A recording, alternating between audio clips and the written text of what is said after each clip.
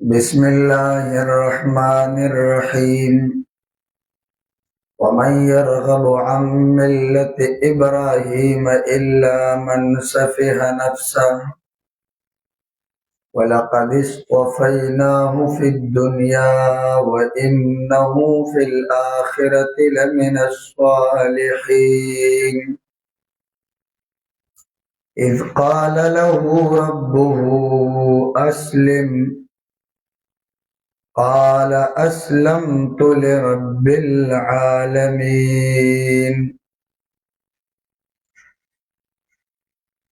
ومخي آیتونو کې د ابراهیم علیه السلام تذکره شروع وا. په دې آیت کریمه کې د ابراهیم علیه السلام د ملت فضیلت بیانېږي. نو مخکې بیان و د ابراهیم علیه السلام، اوس بیان دی د ملت ابراهیم. عبداللہ ابن سلام رضی اللہ عنہ مشہور صحابی دی. ابتدا کې په یهودیت باندې بیا مسلمان شو. نو خپل رشتہ داري دوه کسان هغه له د ایمان دعوت ورکړ. په هغه کې یو ایمان راړو او بل ایمان را نړو. نو الله جل جلاله دا آیت نازل کو چې د ابراهیم علیه السلام د ملتنا مخ به هغه انسان اړي چې کوم انسان واقعتا احمق او بیوقوف وي. ځکه د دې ملت د وجنا الله ابراهیم علیه السلام غوړه کړو. دا رغبه يرغبو دا باب سمعه دی، او کله چې د دې فصله کې فی راشي نو د دې معنوي میلان کرنا، یا اله سله کې راشي نو بیا معنوي میلان کرنا. چې کله فصله کې عن راشي نو بیا معنوي اعراض کرنا. او دا من دا د استفهام انکاری د پاره دی، نو په معنا د لا يرغبو سره دی. ومن يرغبو لا يرغبو یعنی مخناړی عن ملت ابراهیم د ابراهیم علیہ السلام د ملتنا الا من سفه نفسا مگر آغا سوک سفه. دا سفه بالکسر امام مبرد و امام ثعلب وی دا متعدی دی، او بعض علماء وی چې نه دا لازمی دی. که متعدی شي نو بیا خو نفسه مفعول به ده، او کدا لازمی شي نو بیا دا نفسه منصوب بنزع الخافض دی. اصل کې ده سفها فی نفسه، او دا سفها یسفه سفاهتن، دا اصل کې خفت ته وي. نو سفیه دا خفیف العقل ته وي، چې عقل سپک وي بیکاری نو هغه ته بیوقوف ویل شي.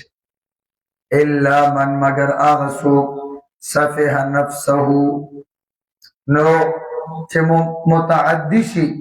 نو معنی دار چې د مگر هغه څوک چې بیوقوف کا خپل ځان، او که لازمی والی نو سفه فی نفسه مگر هغه انسان چې د بذات خود بیوقوف بذات خود.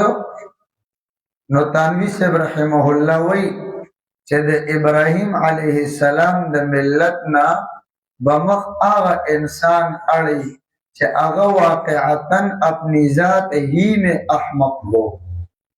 چې د خپل ذات کې هی بیوقوف وي نو دی به ترې نه مخ اړوي.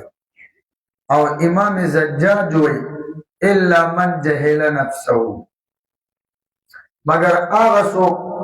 چې د خپل ځان ونه پیژنده. جاهل د خپل ځان نه، من عرف نفسه فقد عرف ربه. دا د یحیی ابن معاذ الرازی مقوله ده. وایي چا چې خپل ځان وپېژنده نو دی به الله م وپېژني. څه معنا؟ چې د ځان وپېژنده چې زه عاجز یم نو الله به وپېژني چې هغه قادر دی. چا چې ځان وپېژنده چې زه ممکن یم نو الله به وپېژني چې هغه واجب دی. دا یې معنا ده. او څوک وایي چې دا صفاحت او بېوقوفتیا په دې سره اهانت لازم دی، نو الا من سفه نفسه ای اهان نفسه، ځکه دا صفاحت مستلزم د اهانت لره. مگر هغه څوک چې د خپل ځان ذلیله کړ هغه انسان به د ملت ابراهیم نه مخ اړوي، ورنه څوک ترې نه مخ نه اړوي. ولقد اصطفیناه ولقد اخترناه، او یقینا غوره کړو مونږه ابراهیم علیه السلام فی الدنیا، په دنیا کې بالرسالت والخلت، پر رسالت سره چې نبی مو جوړ کړو، او خلت چې خلیل مو جوړ کړو. و انه او یقینا د ابراهیم علیه السلام فی الاخرت، په آخرت کې لمن الصالحین، لمن الفائزین بالمراد، خامخابوي د هغه انسانانو نه چې مراد سره کامیاب شوي، یعنی خپل مراد ته رسیدلی ابراهیم علیه السلام به هغه انسان وي. اذ قال له، په کوم وخت چې وویل الله ته وویل دته ربه رب خپل اسلم ای سلم نفسک، ته ځان وسپاره، ځان تابع کا، ځان منقاد کا. قال نو اوی ابراهیم علیه السلام اسلمت، ما ځان تابع کړی دی لرب العالمین، رب العالمین ته. نو تانوی صاحب رحمه الله فرمایي چې د دینه دا ذهن ته رانولئ چې دا الله ورته وایي چې ته تابع شه، نو څه مطلب چې مخکې ولې تابع نو، مخکې د الله مخالفت کو نو نه. پیغمبر نه چرته مخالفت د الله نه کیږي، البته په پیغمبر باندې یو داسې وخت لازمن راځي چې په هغه وخت کې د خالی الذهن وي، چې لا هوش زمانې ته نه وي رسېدلی او دلایل د معرفت د الله یې نه معلوم کړي، نو یو داسې زمانه پې راځي چې هغه وخت د خالی الذهن وي. خو چې څومره د الله معرفت حاصلیږي دته په دلایلو سره، نو دغه خلو الذهن دا ورو ځایله کېږي. نو دا خلو الذهن نه الله تعبیر وکړو اسلم. او مخالفت دا خو د واضح والی د حقیقت نه بعد مخالفت کولو ته وایي. وایي چې د واضح د حقیقت د واضح کېدو نه بعد عمل ونه کړي، دا مخالفت دی. نو نبی مخالفت د الله چرې نه کوي. قال نو اوی ابراهیم علیه السلام اسلمتو، ما ځان تابع کړی دی لرب العالمین، رب العالمین ته. ووصى بها ابراهیم بنیه، دا ها ضمیر یا راجع د ملت ته. ووصى او کلک حکم کړو بها ای بالملت، د دغه ملت د ابراهیم. یا دا ها ضمیر راجع دی دغه قول ته چې اسلمت لرب العالمین دی، نو دا خو قول مذکر دی، دا بها ضمیر مؤنث ولې راغی؟ نو دا بتاویل الکلمه. ووصى بها او کلک حکم کړو ابراهیم علیه السلام بها د دې ملت بنیه خپل زامنو ته. نو د ابراهیم علیه السلام اته زامنو، دا شپږ چې ونو د دې دا یو خو مشهور اسماعیل علیه السلام دی او د مور و حضرت هاجره چې دا ابراهیم علیه السلام له سنان ابن علوان هغه بادشاہ د عمالقه نو هغه ورله ورکړی و چې د ساره رضی الله عنها نه هغه اراده را بد فعله وکړه او درې پرې ځمکې راکاږه نو دا یې بیا حضرت ساره رضی الله عنها له او یو تحفه ورکړه او دې باندې پوه شوئ نو هغه وخت کې د دې نوم آجره و آجره ځکه دا یو اجرت غوندې شي پوهېږئ نو بیا چې کله دا د ابراهیم علیه السلام سره را روانه شوه او راله د هلته نه هجرت یې وکړو نو هاجره وګرځېده اسماعیل علیه السلام د هغې نه پیدا و دویم نمبر حضرت اسحاق علیه السلام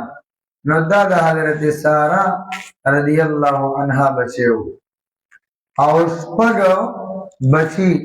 د ابراهیم علیه السلام د هغې مور و قنطوره بنت یقطن وا سره دواړو کې تواله قنطوره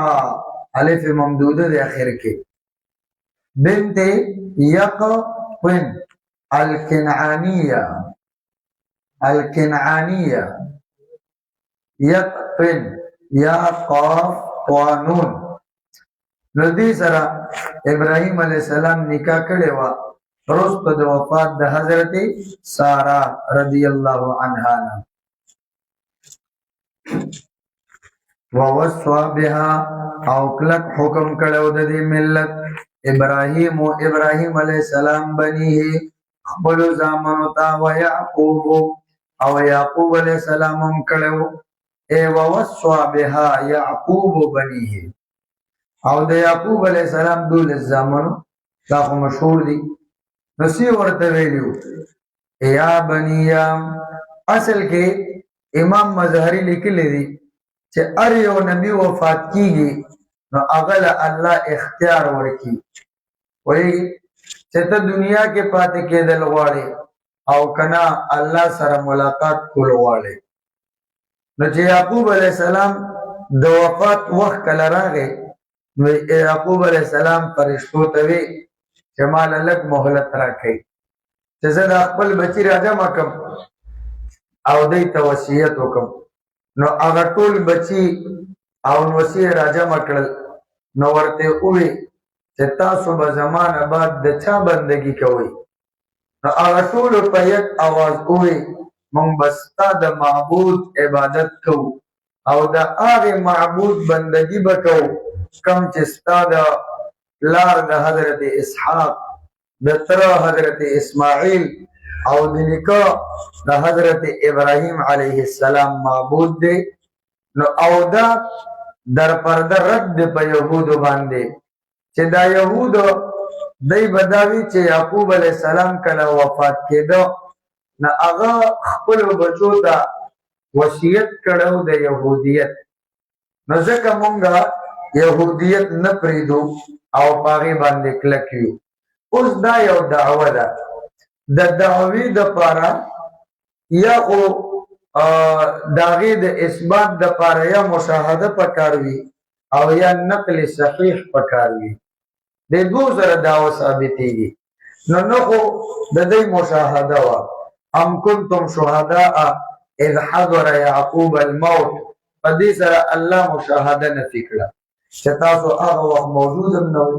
نو څنګه تاسو وایي چې یعقوب علیه السلام وصیت کړو چې تاسو به په یهودیت قایم یې دویم نمبر په دلیل هم د دې سره نو سره او دلیل څه کې چې دا الټا د دعوه د یهودو دا عقلا او نقلا صحیح نه ده عقلا خو ځکه صحیح نه ده چې د یهودیت ابتدا شوی د حضرت موسی علیه السلام نه او د عیسائیت ابتدا شوی د عیسی علیه السلام نه دا دواړه پیغمبران د یعقوب علیه السلام نه وروسته راغلي دي نو چې دا د یعقوب علیه السلام نه وروسته دي هغه وخت نه یهودیت نه هغه وخت عیسائیت نو څنګه تاسو ته وی چې يهوديت باندې قائم اوسئ تاسو کوئی عقل هم دا ټیک نه ده وما انزلت التوراة والانجيل الا من بعد بل ځکه الله وی او نقلهم صحیح نه ده دا رسومره ردونه ته الله تعالی وکړل نو د دې دا دعوا دا بلا دلیل پاتې شو او بلا دلیل دعوا دا نه وی قبول اوس بدی تنوی سے رحمه الله وای چې دلته سودا اشکالونه کی چې ارکل يهودیت او عیسایت د یعقوب علی السلام زمانہ کې نو داغي نرستو راغله ده نو اسلام هم هغه زمانہ کې نو بیا تاسو دا ولې وای چې هغه په دین اسلامو نو تنوی سے داغي جواب کړل چې اصل کې ملت ابراهیمی او اسلام د دې معنا دی چې مراد د اطاعت الحق اطاعت او دا اطاعت د حق دا یو مشترک عمل دی او ما بین د ټول انبیاء او د ملتونو کې د ټول انبیاء د ملتونو کې نو د دې وجه نه مونږ دعوا کوو چې د اسلام باندې بالمعنى بهذا المعنى بالمعنى العرفنا چې دا رقم اسلام علم بردار مونږ یو بهذا المعنى چې کوم وي دغه معنی مراد ده نو يهود او عیسایان هغه خو نفس يهودیت مدار غني او نفس عیسایت مدار غني د نجات د پاره او مونږ وو چې نه اسلام به معنی اطاعت الحق دا مدار دی نو د دې وجه نه زمونږ دعوه صحیح ده او دا غي دعوه غلطه راخه تاسو دې باندې پوهه دې خبره پوهه یا بنیا اے زامنو زما ان الله اصطفى ان الله اختار بیشک الله تعالی غوړه کړه د تاسو د پاره الدین دین اسلام خو به معنا اطاعت الحق او دې باندې پوښتنه او دا اس وفا اصل کې څه ده اس تفایا تاسو ده دغه هغه قانون لګیدل دي اطلع و الصبر والا او قالم پکې لګیدل دي فلا تموتن نممل کېږي تاسو الا وانتم مسلمون مگر دا سه حال کې چې تاسو تابعداري کوونکي د الله تعالی دا سه معنی وکړه نو تاسو ممل کېږي نو مر خو اختیاري نه مر خو چې اختیار کې نه نو څنګه یعقوب علی السلام وای چې تاسو ممل کېږي نو داغه جواب داده چې اصل کې تاسو ویلې دي چې دا نفي کله داخل شي او مقید بالقید نو دا نفي متوجی کیږي قید تا نه مقید تا نو دا الله تموتن مقید دی او انتم مسلمون دا ورلقید دی نو دا نفي دې ته متوجه ده چې تاسو دین اسلام مپرېګ دی حتی چې وفات دل راځي چې مسلمانان وفات شي دې باندې پوه نو په حالت د اسلام کې د تاسو مړ شي او ایمان او اسلام خو اختیاري دي او لا تموتن اصل کې سره لا تم وتن نه وتن ام کنتم شهداء دا اوس اغرد ده ولا فلا تموتن او ممړ کېږي تاسو الا وانتم مسلمون مگر دا سے حال کې چې تاسو تابعداري کوونکي د الله تعالی لفظي ترجمه ته توجه کوئ ګوره د وزن نه معنی کوئ وایي لفظي ترجمه زده کوي ام کنتم شهداء نو دا اوس رد دی د يهودو په هغه دعوا باندې ام کنتم شهداء آیا وای تاسو حاضر شهودا دا د شهیدا یشهدو شهودا نه دی او دا شهودا مصدر دی ښا صيغه د اسم فاعل مرضی خو مصدر مرضی او چې کله د شهادتن نشي نو په معنا را گواهی سره دی ښا او شهداء دا صفت مشبہ ده علماء یا رحماء ام کنتم شهداء آیا وی تاسو حاضر اذ حضر پکم وقت چې حاضر شو یعقوب الموت یعقوب علیہ السلام تمرگ اذ قالا پکم وقت چې اوی لبنیه خپل زامنو تا نو کله چې مرگ حاضر شي نو آغا ٹیمی اوی نو چې مرگ حاضر شي نو آغا ٹیم کو وینا نکی ویگی نیای مانا دا اذ قربا یعقوب الموت کله چې نزدې شو یعقوب علیہ السلام ته مرګ نو وی فرمایل زامنو ته ما تعبدون من بعدی او یا الموت کے مضاف مقدر دے اسباب الموت کله چې حاضر شو یعقوب علیہ السلام ته الموت اسباب الموت اسباب د مرګ اذ قالا او کله چې اوی لبنیه خپل زامنو ته ما تعبدون دا ما استفهامیه ده په معنا د ایو شیئن او دا مبتدا ده دا ما بعد خبر ده ایو شیئن د سشی تعبدون بندگی با کوي تاسو من بعدی اے من بعد موتی ورست د مرګ زمانہ نو دلته د بعدی مضاف الیه ذکر ده خیال لري نو ځکه معرب هم ده کنه ځکه چې مضاف الیه مذکور شو نو دا مشابهت د حروف سره رانغه په احتیاج کې قالو نو اول دې زامنو د یعقوب علیہ السلام نعبدو مونږ بندگی کو الہ کا استاد معبود او د الہ بارک تفصیل هغه ابتدا کې شوی دی و الہ آبائک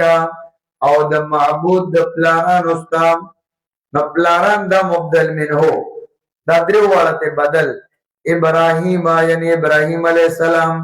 و اسماعیل علیہ السلام و اسحاق او اسحاق علیہ السلام نو دا ابراهیم خو نیکه ده او په عرف کې نیکه ته هم پلار وای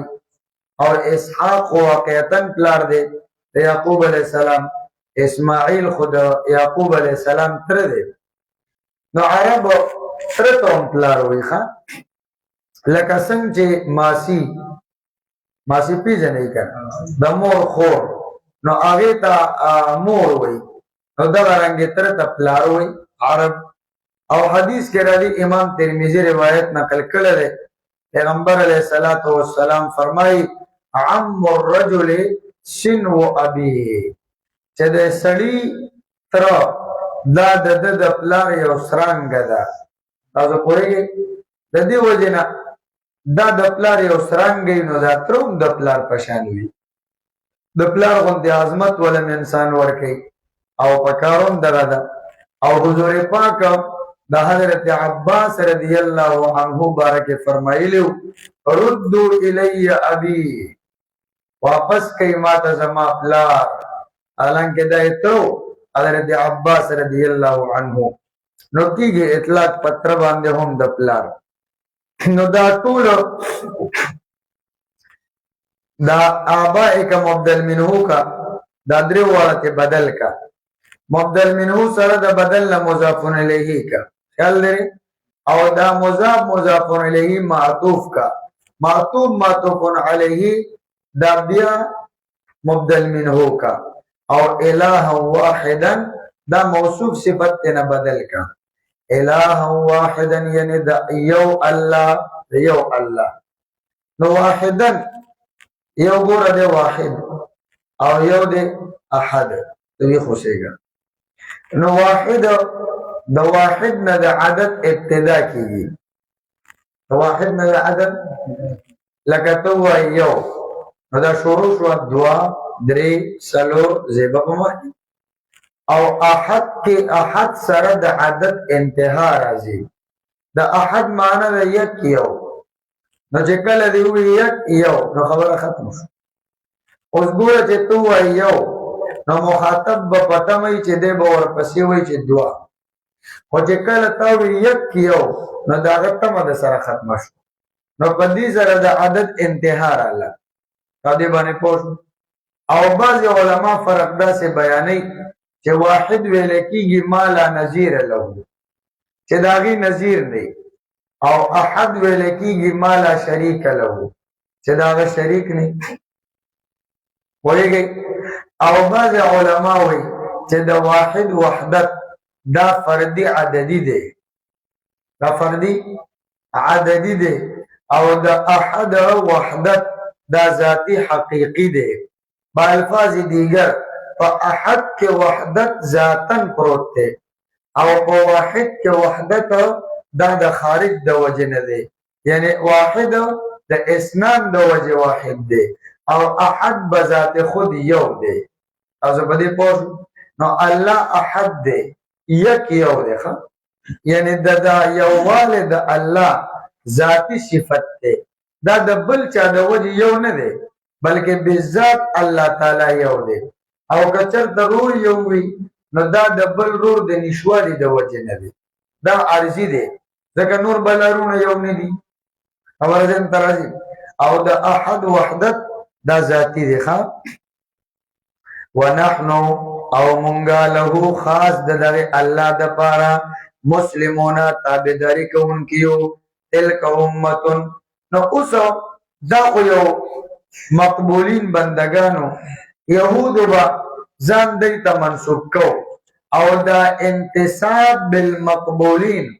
دا به نافع ګڼه چې بس دا نجات زمونږ د پاره کافی دی، او مونږ ته په قیامت کې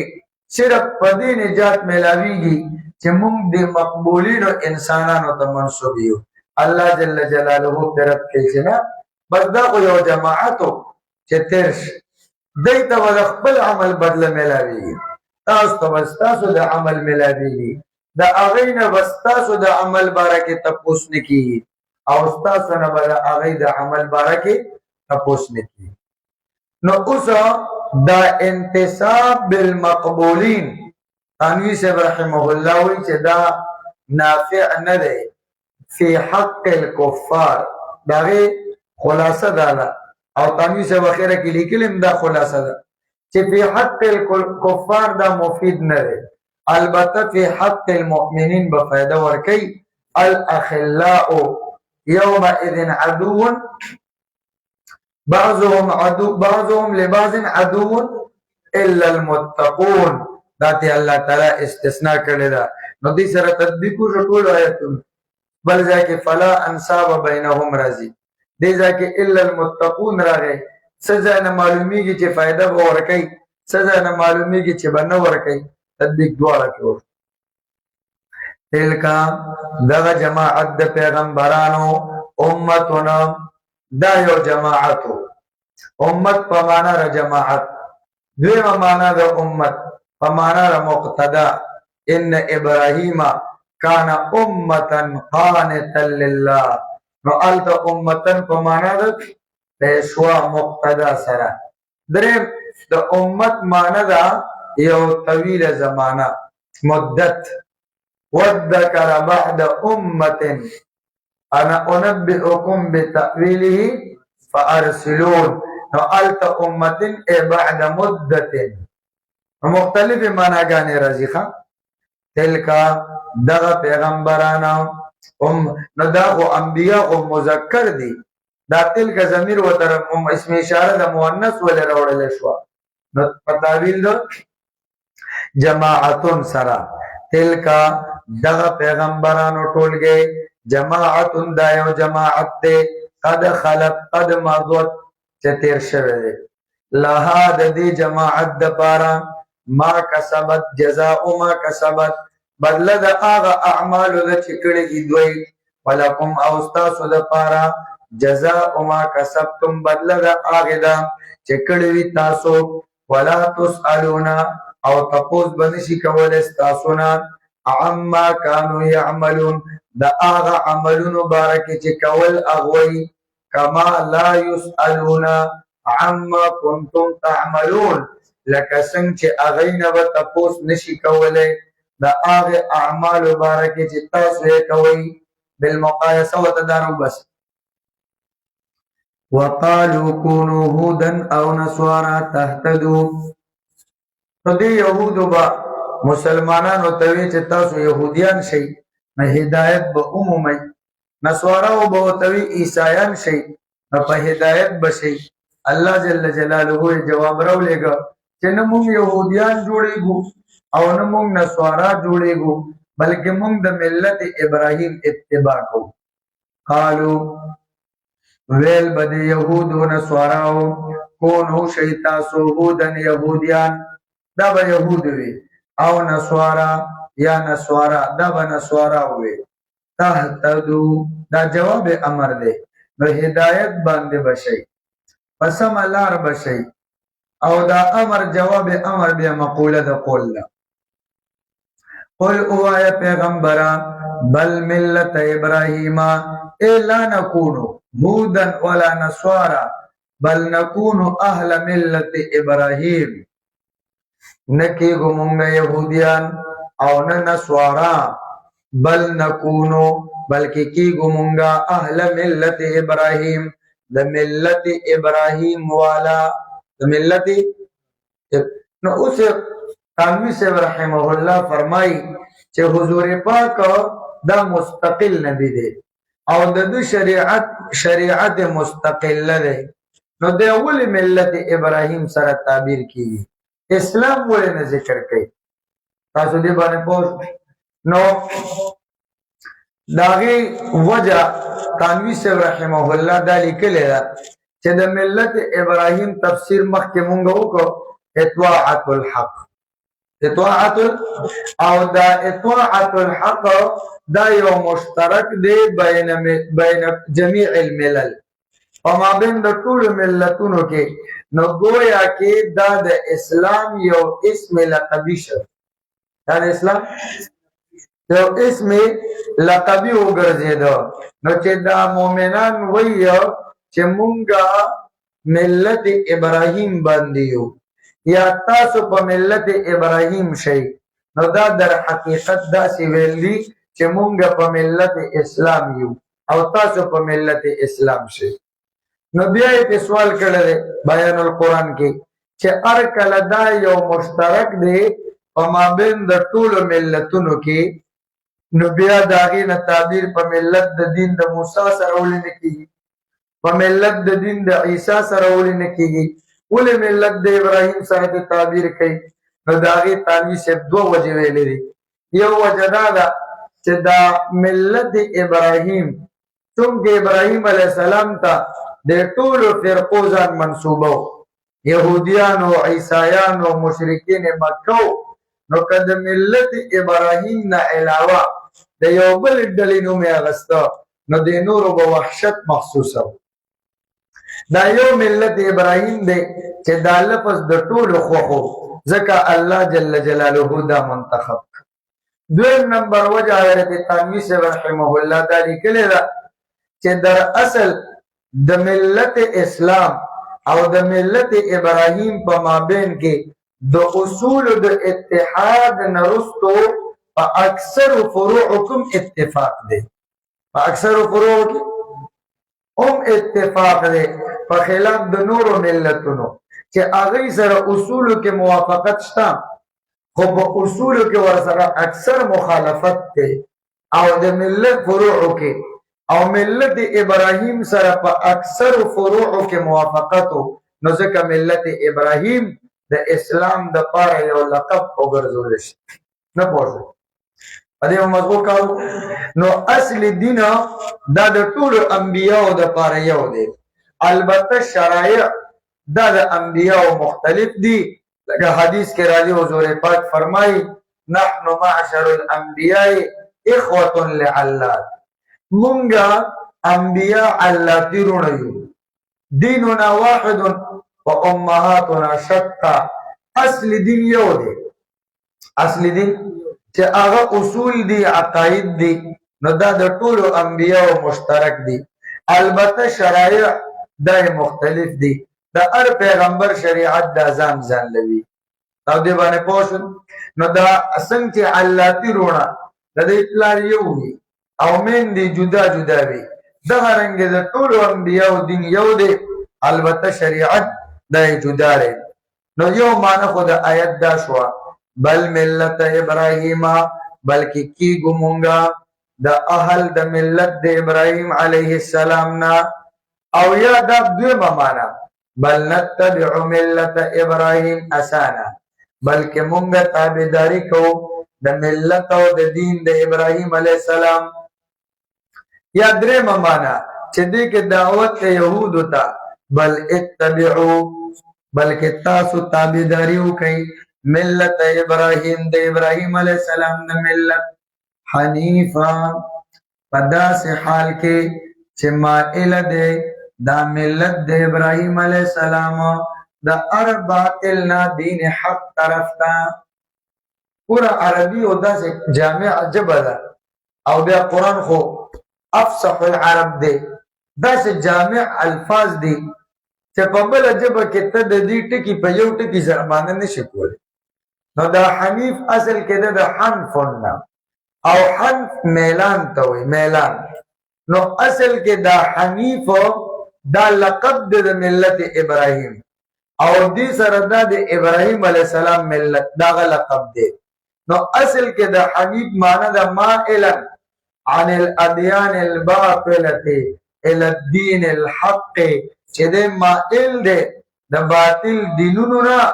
یو حق دین طرف ته نو هغې ته وایي حنیف. بیا علماء لازمی معناګانې کړي دي. امام مجاهد وایي مخلصا هغې دا معنی کړې ده او ربیع ابن انس وایي متبعا یا متبعا چې تابعداري یې کړې شوې ده. او درېمه معنی ده مستقیما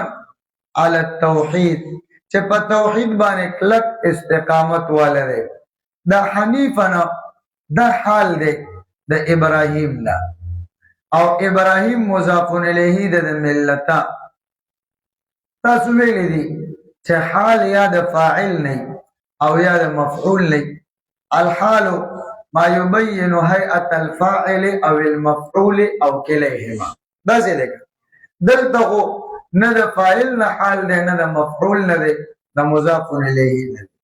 خو بیا جواب دا دی چې کله مضاف الیه داسې وي چې یو خود د مضاف یا فاعل وي یا مفعول به وي. نمبر 1. نمبر 2 کدا مضاف ته حذف کې او مضاف الیه د هغه قائم مقام کې نو اصل معنا کې فرق ناراضي. د دې دوه شرطونو سره د مضاف الیه نم حال جوړې دي. اوسه نو د دې مضاف ملت ده او هغه مفعول به دی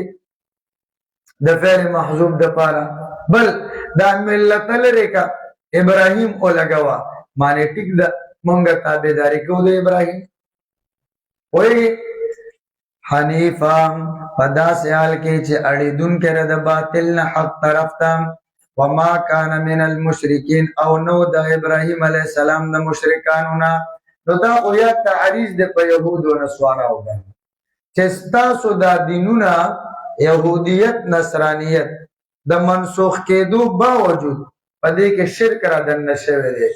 قالت اليهود عزير ابن الله وقالت النصارى المسيح ابن الله. کله درې او ابراهیم علی السلام بالکل مشرک نو دا تعریض دی په دې. یا بعض علما وایي چې نه دا ضمناً د رد په مشرکین مکه چې هغه هم د بعضې فروعي اعمالو د وجنه ځان ته ابراهیمیین وي بس په یو څو عملونو کې هغه سره موافقت لرو. الله وایي نه ابراهیم علیه السلام مشرک نو. تاسو د په اصل عقیده کې دا خلاف وي نو چې په اصل عقیده کې خلاف وي نو په یو څو فروعي اعمالو کې موافقت دا چنده فائدہ نه درکوي. قولو وای تاسو نو مخکې اجمال وشو چې موږ د ملت ابراهیم تابعداري کوو دا د هغې تفصیل دوس. قولو وای تاسو آمنا بالله موږ ایمان راوړی په یو الله تعالی باندې وما انزل الینا او په هغه احکاماتو چې نازل کړی شوي دي موږ ته وما انزل او په هغه صحیفو انزل الی ابراهیم چې نازل کړی شوي د ابراهیم علیه السلام ته چې دا لس صحیفې وي. وما اوتی و اسماعیل او اسماعیل علیه السلام ته و اسحاق علیه السلام ته و یعقوب علیه السلام ته والاسباط او اولاد د دوی ته. نو دا لس صحیفې وي الله ابراهيم عليه السلام ته ورکړې وي صحف ابراهيم قران کې 2000 راغلي دي وایي ام لم ينبأ بما في صحف وابراهيم الذي وفى او ان هذا لفي الصحف الاولى صحف ابراهيم وموسى انو په دې باندې ابراهيم عليه السلام دا اولاد ټول په عمل اسباب د سبتون جمع ده سبتون دا اصل کې نوسی ته ویل شي د دې وجنه حضرت حسن او حضرت حسین رضی الله عنهما دې ته سبتا رسول الله چې دا دوه نوسیو د حضور پاک دا حضرت علی سے مشهور اشعار دي واغه ډیر زیات تفصیلی دي نو هغه کې یو شعر دا ده وبنت محمد سكني وعرسي مسوط لحمها بدمي ولحمي وسبت احمد ولداي منها فايكم له سهم كسهمي سبقتكم الى الاسلام طرا صبيا ما بلغت اوان حلمي نسبت احمد ولداي منها واذا حضور پاک نوسی دا زما بچی دي یعنی دا یو فخر دی چې د حضور پاک نوسی زما بچی دي دا سره فخر دی د چانا سبت احمد ولداي منها دا هغه فاطمه نه چې هغه د حضور پاک د زړه ټوکړه وا انما فاطمه بضعه مني من اذاها فقد اذاني ومن اذاني فقد اذى الله ومن اذى الله يوشك ان ياخذه دا هغه فاطمه نه زما اولاد دي فايكم له سهم كسهم نو تاسو کې د چا زما اونته حصہ ده چې د مال الله کوم شرافت را کړل دا به حضرت علي سے افتخارن وي او بیا به سبقتكم على الاسلام طرا صبيا ما بلغت اوانه وای ما تا ټول نه مخکې ایمان راوړل لا معصوم بلوغت تم نوم رسیدل چې ایمان مې راوړل تاسو کې کم د داسې انسان چې په بلوغت کې د ایمان راوړل او کفر نه کړو مسلمان شوی نو زه هغه وخت مسلمانو ته تاسو لا کفر کې وای بهر کې سبت نوسی ته وای ښا او بنی اسرائیلو کې بیا دا مستعمل دی قبایلو په معنا سره اسبات په معنا د قبایلو بنو اسماعیل کې وته قبایل وای بنو اسرائیل کې وته اسباط وای عجم کې وته شعوب وای شعوب وای شعوب او شعوب دواړه وای وجعلناكم شعوبا وقبائل لتعارفوا وما اوتي موسى او په هغه کتابونو چې ورکړل شوی موسی او عیسی علیهم السلام ته دا هغه تفنن په عبارت دی ته انزل پځه اوتی ویخه وما اوتی النبیون من ربهم او په هغه احکاماتو چې ورکړل شوی پیغمبرانو ته من ربهم د طرف د رب د دوینا یعنی موږ په ټول ایمان راړو وګوره څومره خپل انصاف ته په اسلام کې چې په ټول زمونږ ایمان دی هغه حق او سچ دی ست تعصب دی په يهودو نصاراو کې چې صرف خپل ایمان خپل کتاب او نبی ایمان بلرو او اغم د خپل خواهش مطابق او په نور بنلرو دا خوبی د اسلام ده د دې وجنه خدا اهل د کتابی جنازه سره نکاح جایز ده چې اصلي کتابی وي خدا کتابی نارینه د پاره د مسلمان خدای سره نکاح نه ده جایز نو بیا د وی دا اسلام کې انصاف نشته نو الکه انصاف ولې نشته زستا نبی او ستا کتاب منم او خپلم منم او ته خپل منی زما غنم منی نقصان ستاره طرف نشه که زماره طرف عقلی وجه دا ده نو څنګه بتاله زینه ده زه غستا پیغمبر او کتاب منم تم زما پیغمبر او کتاب کو من ناراضه کول مسلمانانو کې کیسه کلاس لا نفرقو څنګه ایمان لرو ګورا لا نفرقو دم هغه تعریض د په يهودو چې دوی به فرق کو پچا به ایمان لرو پچانا مسلمانانو ته الله دا هدایت کې چې تاسو دا وایي لا نفرقو مونږ اس فرق او جدای نه کو بین احد منهم فما بین د اسیو پیغمبر کې دوینا فنؤمن ببعض ونكفر ببعض چې په بازو ایمان ولرو په بازو کفر وکړو ونحن له مسلمون او مون خاص د یو الله تابعداري کوونکیو فإن آمنوا بمثل ما آمنتم به فقد اهتدوا. اس اللہ وی چھے دغا اہل کتاب بلکہ صرف اہل کتاب نہ پر قیامت پورے راتلن کے انسانان کا ہدایت غواړي موجود یہود و نصارا تر قیامت راتلن کے طول دنیا کے چې څوک ہدایت غواړي او نجات آخرت کے غواړي داغه لپاره شرط دا دی چې دې به داسې ایمان راړي لکه څنګه ایمان چې صحابه وروړي دې ته وایي صحابه معیار حق دا الله معیار حق ګرځولې دی بمثل ما آمنتم به دا خطاب د هغه صحابه ته چې کوم د پیغمبر زمانه کې ټول صحابه ته خطاب دی او دې باندې کوئی دا شیعگان خدای والی چې چاته الله پکار چې دغه نه شیعه جوړ شي دای صحابه بس لګیا دي چې د کوم انسانانو فضیلت د هغه عظمت او مرتبه الله بیان کړی دا نو کوم به هغه انسان چې د هغه انسان تنقیز به وکړي چې کوم الله اوچت کړی دی هغه الله معیار جوړ کړی دی او حدیث کې راځي د عبد الله ابن عمر رضی الله عنه حدیث دی امام ابو داود نقل کړی دی حضور پاک فرمائی لا تسبوا اصحابی زما صحابو ته بدرت مو وای فانه لو انفق احدكم مثل احد ذهبا ما بلغ مد احدهم ولا نصيفه کتاسو کې یو انسان د احد د غرم سر زرد الله لاره کې خرج صدقه او خیرات کی بل طرف ته زما صحابي یو مد څومره مړه مد څومره خو یو لپا سیز دی دا یو مد په مقدار اغل الله لره کې صدقه کړی دا ستا د احد د غر عمره صدقه او خیرات زما د صحابي د یو مد صدقه ته نه رسي د احد غر پټنونو رمزي واله حساب د سره نشي کوله او ذهبا سرزر عام سیزم نه نو دین ته د یو حدیث کې ته سوچو کا څومره د صحابو فضیلت ته معلومیږي او حضور پاک فرمائے ایاکم اصحابی زمارا صحابہ مبارکے دا اللہ نہ ویریگی اللہ نہ ویریگی زمارا صحابہ مبارکے لا تتخذوهم بعدی غرضا من بعدی زمان بعد زمان صحابہ د خپل خبرو د پاره هدف مجوړ وي چې خلد کولاوی کی ګندنو د صحابي بارکه مکه ودا سکا غرض چې هغه نه لګول خلک دي ځنه اولی په یو مرضی اولی بل مرضی اولی بل مرضی اولی نو د خپل خبرو د پر هدف زما صحابه مجوړ وي د دې وجه حضور پاک وی اذا ذکر القدر فسكتوا چې کله مسله د تقدیر شروع شو خپل مسکه مجلس کې وچب شي ځکه د تقدیر د مسلې برداشت ستاسین کول نشي تعالی دومره استعداد مې درکړل شي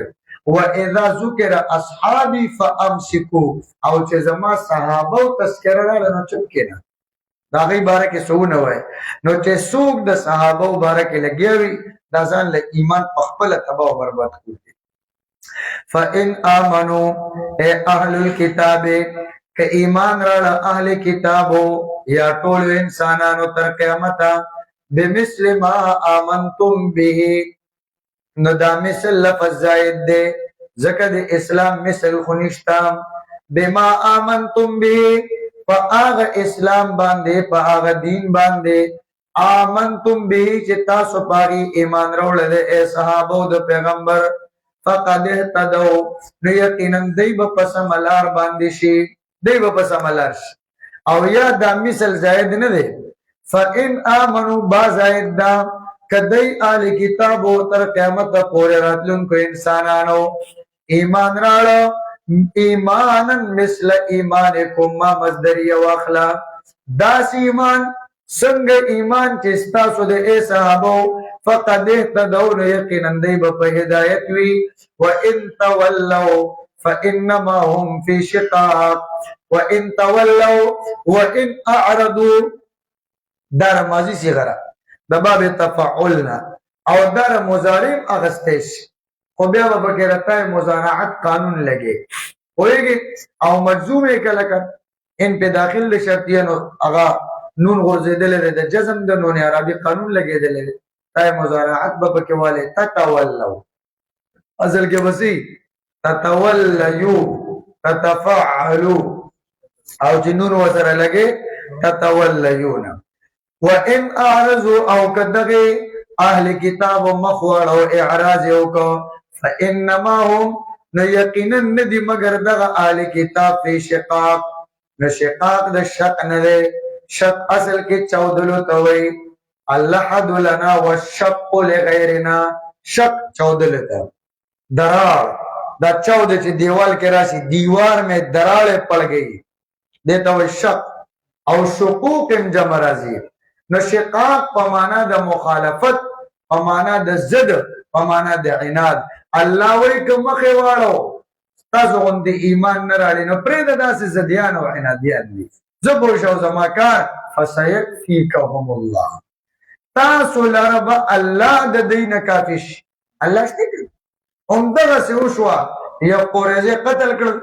بنو نذیر جلاوطن کړ خیبر ته د خیبر نه بعد شام ته ذلیل او رسوا کړل الله تعالی فانما هم فی شقاق ند مگر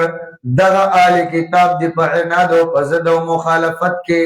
فسيكفيكهم الله نو زرد چې کافی بشي پیغمبر تا تر دین الله تعالی وهو السميع العليم دغه الله اوریدون کې ده او علم لرون کې ده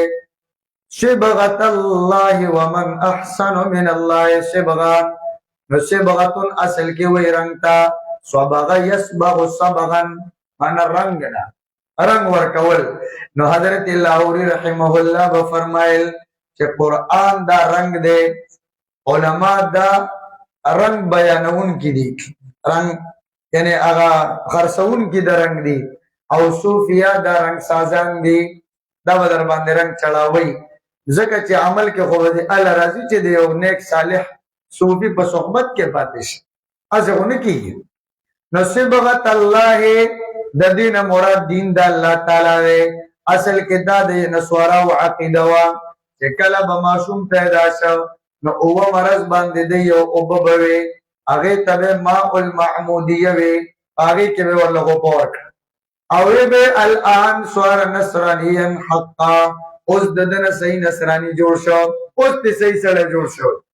داغه مقابله کې اسلام کې ختمه راغلی دا چې تاسو په مرز د معصوم ختمه کوي نو چون کې دا خبره د نسوارا او د دې خبرې په صحبت کې واقع شو د مشاکلت د وجنه تعبیر د دین الله نه او کو صبغت الله او دین د الله ته صبغت الله زکوي چې څنګه د دې صبغه او درن اثر د انسان په کپڑا کې ښکاری نو د دین اثر د متدین د دیندار انسان په عمل کې د دین اثر ښکاری خدا اثر معنوي دی هغه اثر حسي دی او دا معنوي اثر کله کله حسي هم ګرځي صبغت الله الزموا دین الله تاسو ځان لازم کړئ دا الله دین سره ومن احسن من الله سوق د ډیر زیات خستا د الله نه صبغتن فید بار د رنگ سره دینن وتطهیرنا یعنی نشتا استفهام انکاری دی ونحن له عابدون مونږ دغه والله بندگی کوونکیو قل اوایا اے پیغمبران اتحاجوننا فی الله نو اوس دا ردونه دی په يهودو باندې او په نسوارو باندې مخکې عمر دو دا مرد دی پاغي باندې قل اوایا پیغمبر اتحاجوننا اتجادلوننا آیا تاسو جګړه کوي مونږ سره فی الله فی توحید الله فبارد توحید د الله تعالی کې یا فی التقرب الی الله الله تنیز دیکت بارکه او هو ربنا او حال دا چې هغه رب زمونږ دی وربکم او رب تاسو دی ولنا اعمالنا زمونږ د پاره بدله د عملونو زمونږ دا ولکم اعمالکم تاسو د پاره بدله د عملونو تاسو دا ونحن له مخلصون او مون خاص دغه یو الله د پاره اخلاص سره عمل کوونکیو نو امام فضل وی چې ترک العمل من اجل الناس رياء د خلق د وجه عمل پر خودل دی تریا وی والعمل من اجل الناس شرکنا او د خلقو د وجنه عمل کول دې ته وایي شرک. والاخلاص ان يعافيك الله منهما، اخلاص دار چې د دې دواړو نه دی الله خلاص کی، چې نه د چا د وجه عمل ترک نه د چا د وجه نه عمل کې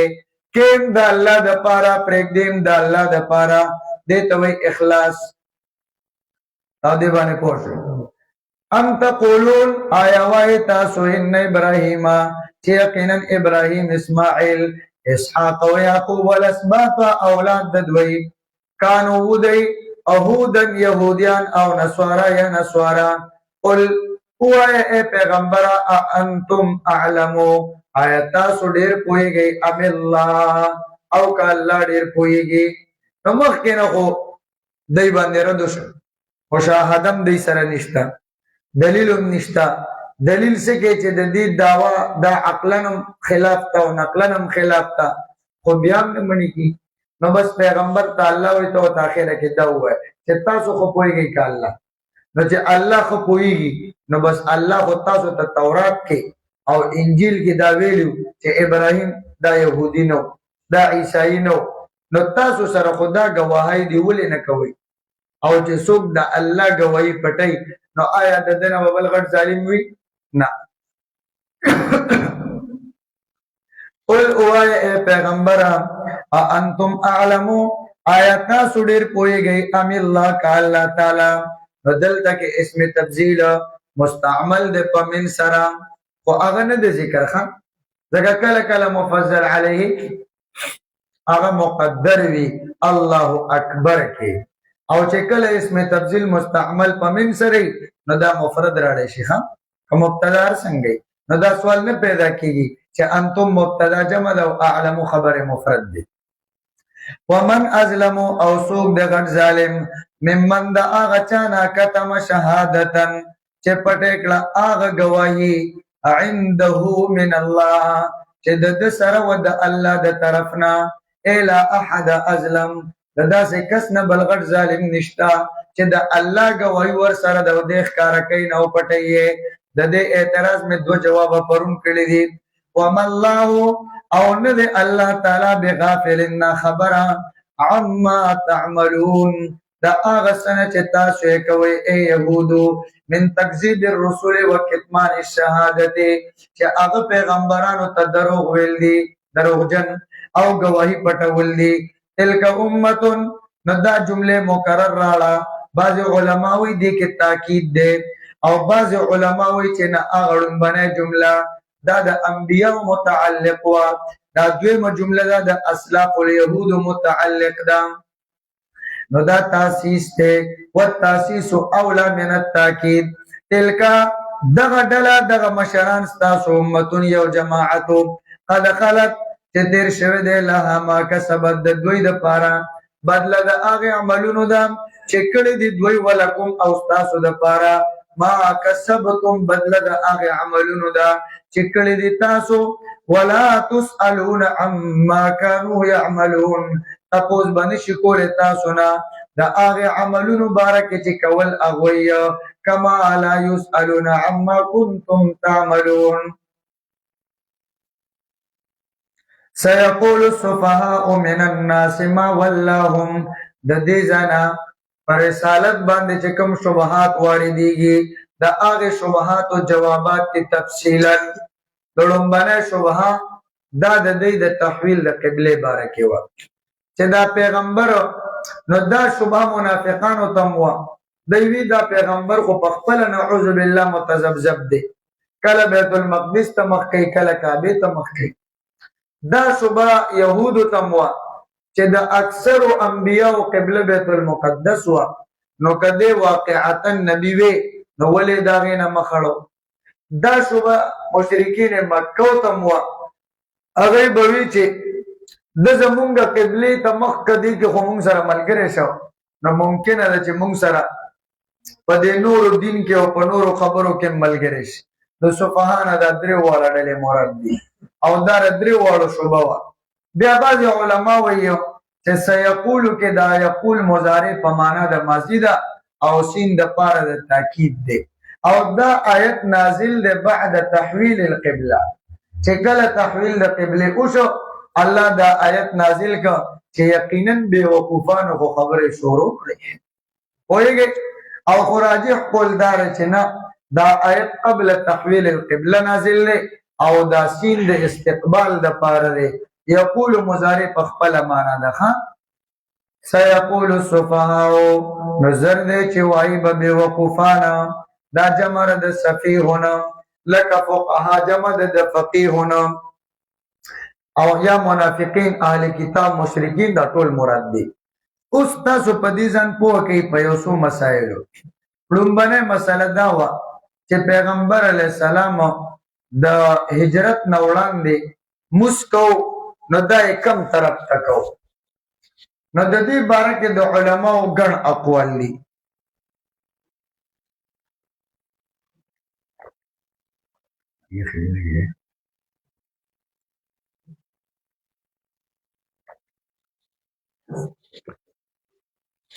بہر کے ابن عباس وی جی رضی اللہ تعالی عنہ چې دا د نبی علیہ السلام د هجرت نوړان دی به بیت المقدس ته مخ کو نو دا بیت المقدس ته قبله اصل کې و بیت المقدس وایي پی خو پیغمبر علیہ السلام با قبل الهجرت په مکه کې منځونه داسې طریقې سره کول چې هغه کې به کعبه ته مخراته او بیت المقدس ته به عمره تاسو په دې پوه شئ بل قول دا دی چې هغه وخت کې کعبه قبله و چې کله هجرت وکړو نو بیا دغه وګرځیدا دا بیت المقدس قبله شو او دریم قول دا دی چې هغه وخت بیت المقدس و او پیغمبر علیہ السلام با بیت المقدس تا مسکو دا بیت المقدس تا چه پیغمبر علیہ السلام مسکو نو آیا دا دا پیغمبر اجتحادو او کدا دا پیغمبر توحی شویو نو دا ابن عباس قول داره چه دا پا امر دا اللہ و پا وحی سرو ویه گئی پی دا دا ابن عباس قولم دے او دا دا نور علماء دے و دا راجح حسن بصری ابو العالیه وی چې دا د پیغمبر علیه السلام اجتهاد وایي دا نبی علیه السلام اجتهاد او امام طبری وی چې پیغمبر ته اختیار چې هغه وخت ته شیخ کم طرف ته مخکینو اجازه تو حضور پاک بداسه طریقې سره مستو چې کعبه ته مخجو او بیت المقدس ته مخش تاسو دې باندې پوه شئ او امام قتاده وی چې خلکو وکم جهاد خوښ شنو هغه طرف ته مخ کو ولله المشرق والمغرب اينما تولوا فثم وجه الله خو بیا الله پیغمبر علیہ السلام ته حکم کو چې بیت المقدس ته مخ نو دا بیت المقدس ولې غوړه نو یا خو لتألیف اهل الكتاب چې اهل کتاب مانوش او ایمان راړي او زجاج وی لامتحان العرب بغیر ما الفوه چې د دې مانوس قبله خو کعبه وا نو دا د مانوس نه خلاف بل قبله و تراله دا د امتحان خو بهر کې د هجرت نمخ کې کم طرف ته مخو او دا د الله امر کې اجتهاد دا ډول مسلې بلل چې کله حضور پاک مدینه منوره ته هجرت نو مدینه منوره کې پیغمبر علیہ السلام با بیت المقدس ته مسکو او الکدا ممکن هم نو چې دواړو ترې مخشي په یک وخت د دې وجه نه حضور پاک دا ارزو وا چې زما قبله واپس کعبه وګرځي نو الله جل جلاله د پیغمبر علیہ السلام دا ارزو پوره کړه او حکم راولېګ چې بیت الله طرف ته مخ خدا مدینه منوره کې څومره وخت بیت المقدس ته منځونه کړو نو څوک وایي 14 میاشتې او څوک وایي 19 میاشتې خو تاسو تطبیق ځان سره یاد ساتئ تطبیق دا دی چې پیغمبر علیہ السلام کله د مکې نه روان شه هجرت کو مدینې ته نو قبا ته چې راورسېد نو دا 5 ربیع الاول او دا د ګل رضوا د پیر ننم د پیر ورځ نو په د پیر پرز باندې په 5 ربیع الاول پیغمبر علیہ السلام قبا ته ورسېد. په قبا کې حضور پاک یو هفته قیام کړی دی. بیا د هغې نه روان شو نو په 12 ربیع الاول او د ګل په ورځ باندې پیغمبر علیه السلام مدینې ته ورسېد. توجه کوه. او تحویل د قبلې دا حکم راغلی دی په 2م کال د هجرت د بدر نه 2 میاشتې مخکې په رجب کې 15 رجب باندې نه پوه ګوره د بدر نه 2 میاشتې مخکې په 15 رجب باندې د تحویل د قبله حکم راغلی دی په 2م کال د هجرت. نو اوس وګوره په 12 ربیع الاول حضور پاک مدینې ته ورسېد. نو توجه کوه ربیع الاول ربیع الثانی 12 ربیع الثانی یو میاشو جمادی الاولی جمادی الثانی رجب شعبان رمضان شوال ذی قعده ذی الحجه دا یو کال ختم شو. 2م کال شروع شو محرم سفر ربیع الاول ربیع الثانی جمادی الاولی او جمادی الثانیه او رجب. په 15 رجب دلته کې تحویل د قبله حکم راغی. بدر شعبان رمضان په 19 رمضان بدر شوی دی. خیال لري 2 میاشتې مخکې شکنه تاسو خیال لرئ ماته. نو دا میاشت نیمګړې ده د رجب دا میاشت او دلته ابتدا کې د ربیع الاول میاشت نیمګړې وه. خیال لري. نو بعض علماو ته دا دواړه میاشتې لرې کړې دي. دا یتیم لرې کړې ده دا یتیم لرې کړې ده. نو څو پاتې شو 15 میاشتې. نو هغه وایي چې حضور پاک بعد الهجرت بیت المقدس ته 15 میاشتې منځونه کړي دي. په دې اوس پوه شئ. بعضو پکې دا میاشت هم پوره شمېرلې ده ربیع الاول ده او د رجب دا هم پوره شمېرلې ده. نو هغه 19 یادوي. هغه څه یادوي. او بعضو دم نیم اغستې ده او دم نیم او دواړه یو ځای کړي دي یوې ته جوړه کړې ده. نو هغه وایي 14 میاشتې. اوس په خبره پوه شوئ نه پوه شوئ. نو دا اختلاف د دې وجې راغی چې بعضو ته کسر د سره لر کړی دی بعضو هغه کسر پوره پوره حساب کړی دی او بعضو دواړه جمع کړي دي یو میاشتې ته جوړه کړي. نو د تحویل د قبله حکم راغی.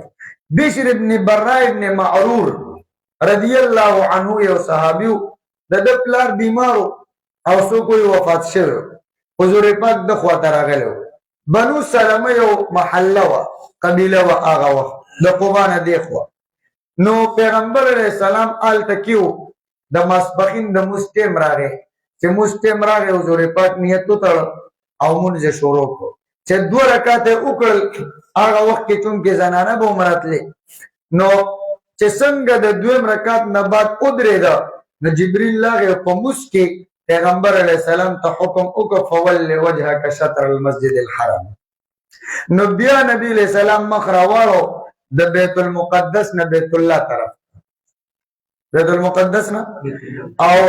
نارینه د زنانو ځای ته لاړل زنانه د نارینه ځای ته راړل. نو 2 رکعاته بیت المقدس طرف ته وشو او 2 رکعاته بیت الله طرف ته وشو. د دې وجه هغه مسجد ته وایي مسجد القبلتین. دا رسمونځو نماز پکې توجه کوه. د دې نه بعد عباد ابن بشر رضی الله عنه دا د حضور پاک سره دغه ټیم شامل و. دی راغی او د مازیګر په مونځ کې په یو جومات تېرېده. نو هغوی بیت المقدس ته مخ کړی. نو هغوی ته ووایي چې زه ګواهي کوم چې ما د الله پیغمبر لیدلی دی او حکم نازل شوی دی کعبې ته د مخ کولو. نو تاسو هم کعبې ته مخ کړئ. نو هغوی هم کعبې ته مخ راواړو. نو مازیګر مونځ کې هلته خبره لړه قبا ته لا خبره نه ده رسېدلې.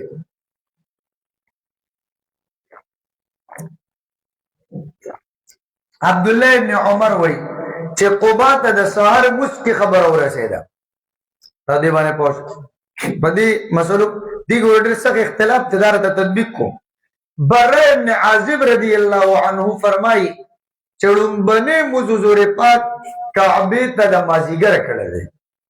د کعبې ته د مازیګر کړی دی حالانکه دا تحویل د قبله حکم خو راغلی دی د ماسپخین مسکې دا ټول تفسیر امام مظهری لیکلی دی نو یا خدا د چې پوره مونځ ړومبنې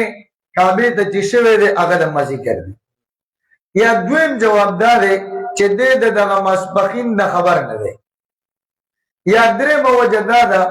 چې په خپل مسجد کې حضور پاک کعبې ته مونځ ړومبنې دا د مازیګر کړی دی ځکه هغې خو بنو سلمه کې کړی دی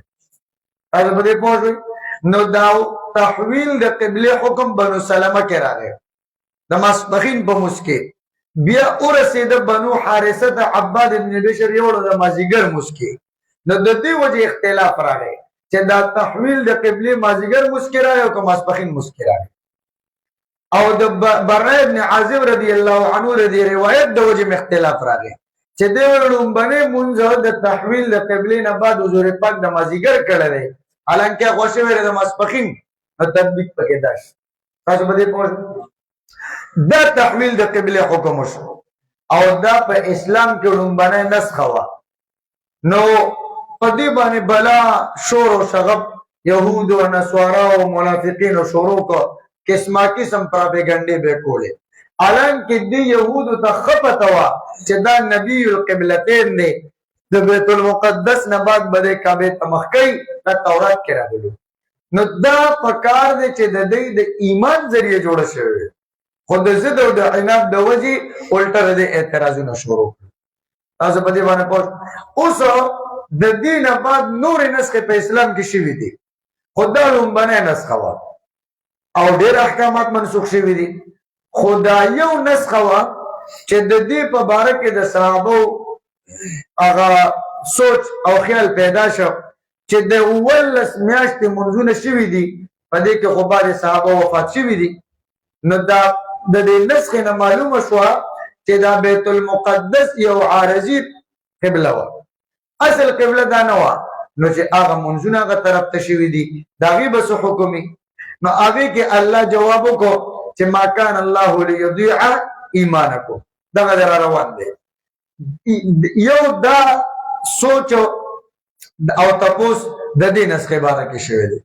دویم دا تپوس د نسخې د حرمت د خمرو باره کې شوی دی چې کله شراب حرام شو نو دوی سره غم پیدا شي چې کم صحابه احد کې بدر کې شهیدان شوي دي نو د هغې به څه کېږي هغې خو هغه ټایم شراب استعمالوله نو هغه الله جواب ليس عليكم جناح فيما طعموا اذا ما اتقوا وامنوا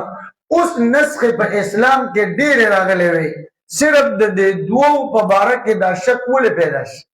نو د هغې وجه دا وه چې د دې قبلې په باره کې خو ځکه پیدا شو چې پیغمبر علیه السلام به دا ارزوم لرله او اموس کې به هم کتل بره چېرې وحی نازله شي چې دا حکم بدل شي نو چونکې مخکې نه د حضور پاک په تمه مو دعا یم کوله ارزو یم کوله نو د صحابو ذهن ته دا اشکال راغی چېرې بیت المقدس دا قبله جوړې اصل نه وه پوهېږئ او دویم نمبر هم د دې وجې نه چې دا د مخکې نه خبرې شروع وې ارزو شروع وه نو هلته په خبرې واحد باندې عمل شو تاسو ویلي نخبة الفکر کې چې کله خبرې واحد محتب بالقرائن وي محتب نو دا بل اتفاق حجت دی نو محتب بالقرائن دا هم دی حالانکه عباد ابن بشر یو کس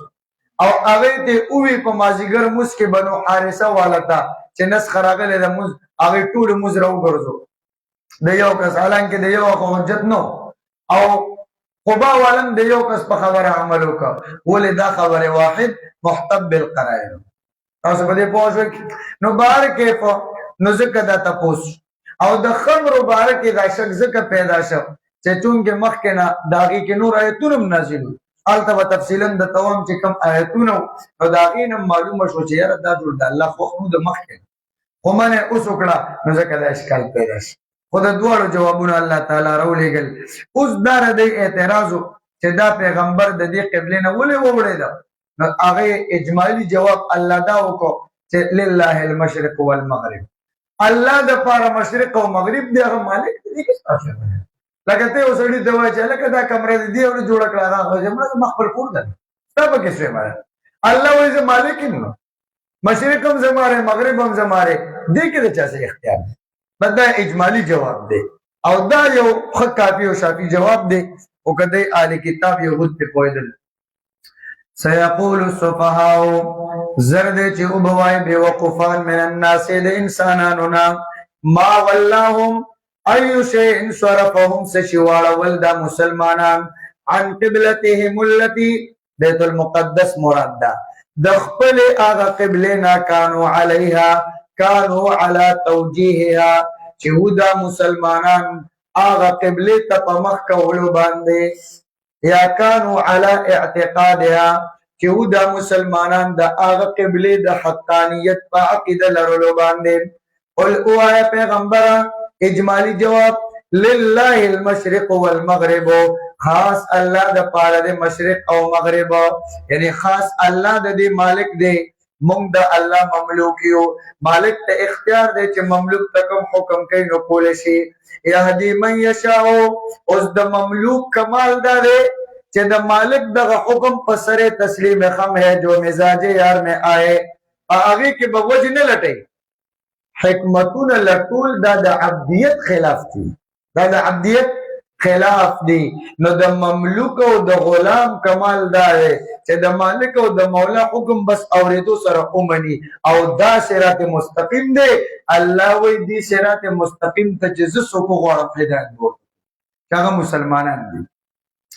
یا دی من یشاء هدایت کوي الله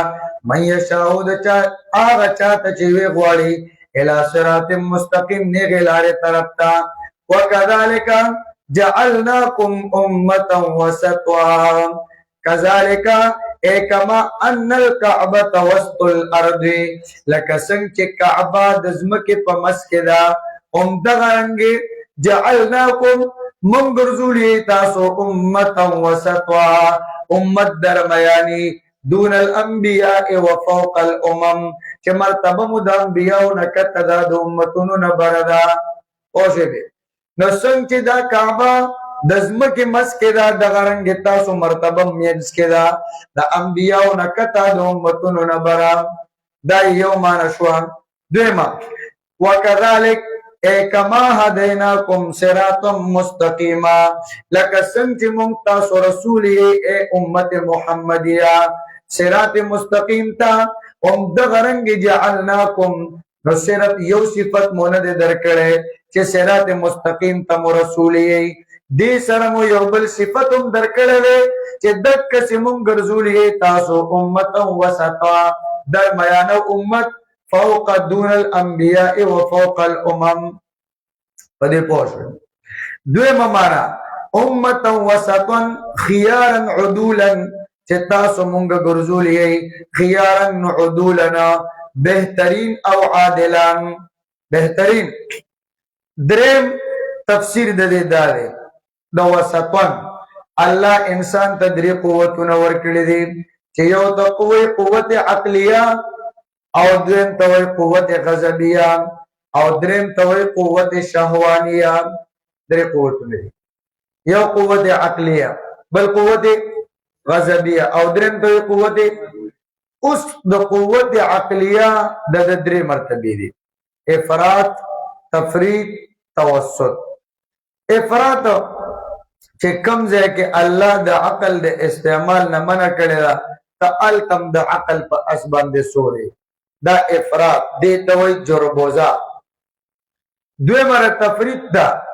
چې کوم ځای د عقل استعمال حکم کړی دی الټم نه استعمال نو دې ته وایي بلادت حماقت او دریم نمبر توسط درجه دا چې هغه ته وایي حکمت چې کوم ځای الله ویلي دی الته استعمال کوم ځای منع کړی دی الته نه استعمال دویم نمبر قوت غضبیه دی نو د دوم درې مرتبه دي افراط تفرید او توسط افراط ته وایي تهور چې کوم ځای الله د غضب نه منع کړی دا تالتم دا ټیم نمبر جو پسټه ناشته نو دا تهور دی او دویم نمبر تفرید چې کوم ځای الله حکم کړی دی تالتم نه کوي نو دې ته جبن بزدلی او دریم توسط چې دې ته ویل کېږي شجاعت وایي دغه رنګ د قوت شهوانیه هم درې مرتبه دي افراط چې دې ته وایي فجور او وقاحت هم ورته وایي، او دویمه تفریط چې هغې ته وایي خمول، او دریم توسط چې هغې ته وایي عفت. نو اوس د قوت عقلیه درمیاني درجه سره حکمت، د قوت غضبیه درمیانه سره شجاعت، د قوت شهوانیه سره عفت. د دې درې واړو مجموعې ته ویل کېږي عدل. دا درې واړه راجمع شي عدل، او دا درې واړو لحاظ سره دې امت ته الله تعالی اعتدال ورکړی دی. دا درې واړه قوتونه په اعتدال دي، نو ځکه ورته الله وایي امتا وسطا. او امام کلبی وایي چې اهل دین وسط، اهل دین چې تاسو مونږ ګرځولي یئ د یو دین وسط والا، وسط بین الغلو والتقصیر، چې نه پکې غلو شته او نه پکې تقصیر شته، وبین التعطیل والتشبیه، نه پکې تعطیل شته او نه پکې تشبیه شته، وبین الرفض والخروج، نه پکې رافضیت شته او نه پکې خارجیت شته. داسې اعتدال والا دین الله درکړی دی. وکذالک دغه رنګې یعنې څنګه چې کعبه د ځمکې مسکې ده، دغه رنګې جعلناکم من ګرځولي تاسو ای امت محمدیه امتا وسطا، امت درمیانه چې مرتبه و انبیاؤونه لاندې د امتونو نه بره ده. وسط او وسط وی متحرکه ساکنو وساکنه، وسط دا یو ویږي او وسط دا ګڼ وي. لکه د دې ټولې کمرې چې کوم مین مرکزي پوینټ مینز، نو هغې ته وسط وایي. وسط دا په دې کې 50 هم جوړولی شي، هر یو شي علاوه دا پکې وسط دی. لکه دې کمره کې دا ډیسک دی د ځان له وسط دی، دا بالغ دی د ځان له وسط دی، دا کتاب دی د ځان له وسط دی. پوهېږئ که لتكونوا شهداء على الناس، دې دپاره چې شئ تاسو ای امت محمدي شهداء گواہی کوونکې علی الناس په نورو امتونو باندې، ان رسولهم بلغتهم چې یقینا د دې پیغمبرانو تبلیغ کړو دی ته. نو د قیامت پر ورځ به الله جل جلاله د امتونو نه تپوسو کې چې آیا تاسو ته زما احکامات راغلي او کنه؟ نو ټول کافران به انکار کوي ما جاءنا من نذیر، مونږ ته هیڅ یو یره ورکوونکی نو راغلی. الله به انبیاو نه د عدالت او د عدل د اظهار دپاره تپوسو کې چې تاسو ګواهان، نو هغوی به ووایي چې زمونږ ګواهان امت محمدي دی. امت محمدي به راشي، هغوی به ووایي چې او دې انبیاو دې امتونو ته تبلیغ کړو. نو هغه امتیان به اعتراض وکړي، اعتراض به دا وکړي چې دوی خو زموږ زمانه کې وننو، نو څنګه وایي کوي؟ نو پیغمبر علیه السلام به دوی نه به الله تپوس وکړي چې تاسو خو نه وایي هغه وخت کې، نو څنګه وایي کوئ؟ نو دوی به ورته وایي چې الله تا موږ ته کلام قرآن رالیږلی او په هغې کې دا بیان کړي چې هر پیغمبر خپل امت ته احکام رسولی دي. پیغمبر علیه السلام بر دې امت تزکیه وکړي، د ګواهانو تزکیه، او د دې ګواهي به قبول شي. دا معنی ده لتكونوا شهداء على الناس ويكون الرسول عليكم شهيدا. نو تامی صاحب رحمت الله علیه فرمایي چې په دې حدیث یو اعتراض پیدا کړي چې د انبیاو خبره قبوله نه شوه او د دې امت قبوله شو، حالانکه د دوی خو هر زوره مقام دی، خو د انبیاو نه وکتلی. نو د هغې جواب یې کړی دی چې چونکې په دقه موقع به د انبیا یو ګونه فریق وي او د فریق دپاره ګواه د خارج نه پکار وي، نو ځکه دا امت به طور ګواه شي. نو بل اعتراض یې کړی دی چې د دې په جواب کې هغه امتونو والا ویلی شي چې مونږ د انبیاو قول نه منو، د دوی به څه ومنو؟ پوهېږې؟ نو دا جواب ځکه نشي کولی چې مدعا علیه ته دا اختیار نشته چې جرح اجمالي وکړي. او بیا یې مثال ورکړی دی چې یو لوی تحصیلدار وي، د یو چپړاسي سره مقدمه جوړه شي، او نو اوس به دا جج د دې تحصیلدار نه ګواه غواړي. پوهېږې؟ هغه ګواه اگر چې په مقام کې د ده نه کته دی، خو بیا به هم ګواهي کوي. لکه امتیان چې د انبیاو نه مرتبه کې کم دي بیا هم ګواهي قبلېږي داسې دا عام عدالت کې نو اوس که دا چپړاسي ووایي چې زه د تحصیلدار خبره نه منم د دوی بس ومنم دا اختیار ورته شته په یو قانون کې ورته نشته ولې دا جرح اجمالي ده نو صرف دا جرح نشي جوړېدی چې د مقام د ده نه کته دی نو دا اعتراض نشي کولی بل اعتراض تانوي صاحب رحمه الله دا کړی دی چې دې امتیانو خو د هغه انبیاو د هغوی د امتونو مشاهده نه ده کړې نو څنګه به ګواهي کوي نو بیا یې جواب کړی دی چې دا ګواهي صرف په مشاهدت کې نه ده منحصره بلکې دا شهادت منحصر دی فی طریق صحیح مفید للیقین کې سموي فی طریق صحیح چې د داسې طریقې نه تا ته یقین میلاو شو نو ته ګواهي کولی شي نو اوس که دغه امر مشهود علیه د مخصوصاتو نه نو هغې کې یقین حاصلېدل منحصر دی مشاهدت او کم یو امر چې د مخصوصاتو نه نه نو په هغې باندې یقین حاصلېدل دا په خبر صادق کې منحصر دی نو اوس دا ګواهي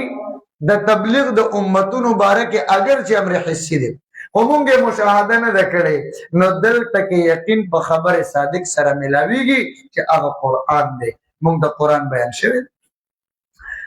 لتکونو شهداء دې دپاره چې شئ تاسو شهداء ګواهي کوونکي علی الناس انسانانو باندې ویکون الرسول او شي پیغمبر علیکم علی صدقکم ستاسو په صداقت رښتینوالي باندې شهیدن ګواهي کوونکي نو بریلویان د دې نه استدلال کوي شنه توتیان هغوی وایي چې شهیدن یې ورته ووایي نو د شهید معنی ده ګواهي کوونکي او ګواهي خو هغه انسان کوي چې واقع ته حاضر وي نو د دې نه معلومه شوه چې پیغمبر حاضر او ناظر دی سوال باندې پوه شوې موږ ته جواب کوو که چېرې دی د وجې نه پیغمبر حاضر او ناظر وي بیا خو موږ ټول حاضر او ناظر یو لتکونو شهداء علی الناس او بیا زمونږ دا مرتبه خو د پیغمبر نم لویه ده ځکه پیغمبر صرف په مونږ ګواهي کوي مونږ به د آدم علیه السلام نه والې د عیسی علیه السلام پورې په دې ټولو امتونو کوو مونږ خو د هغه وخت نه حاضر او ناظر شو بیا داسې کې کم عقل بچیه پوهېږې لږ عمر کې وروسته سوچ کوو که نه کوم ځای نه استدلال کې او دویم جواب چې د شهید معنی د عبدالقادر دهلوی رحمت الله علیه فرمایي بتلانے والا نو بتلانے والا او دریم جواب دا دی چې د شاهد دپاره دا ضروري نه ده چې دی د واقع ته حاضر وي لکه ما راته تفصیل وکړو او تاسو هدایه کې ویلي دي چې شهادت جایز دی یا خو په مشاهدې سره او یا په اخبار مستفیضه او مشهوره سره لکه حضرت حذیفه پیغمبر علیه السلام یو یهودي ور سره مخاصمه وه ورته تا مانه اوف اخیستلی وه پیسې دې نه دي راکړې حضور پاک ورته ما پیسې درکړې دي ناګاه یهودي ورته تا سره ګواه څوک دی هلته حضرت حذیفه ابن ثابت انصاري را روانو ورته یې زه ګواهي کومه چې تا وله پیسې ورکړې دي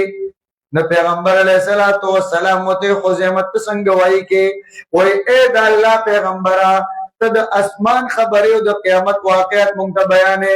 په هغې کې مونږ ستا تصدیق کوو نو د دنیا وړه خبره څه ده چې دې کې ورې تصدیق نه کوو نو پیغمبر علیه السلام وفرمایل من شهد له حذیفه فهو حسبه بس ایک قائم مقام دو چې د ده چا دپاره ده ګواهي وکړه په ده کافي ده ده کې دو ګواهان د ضرورت نشته نو وګوره دی واقع ته حاضر نو او ګواهي پیغمبر علیه السلام قبوله کړه او دریم معنا دریم جواب دار چې شهید دا په معنا د مزکی سره دی لکه تفصیل ما وکم مزکی چې پیغمبر به تزکیه کوي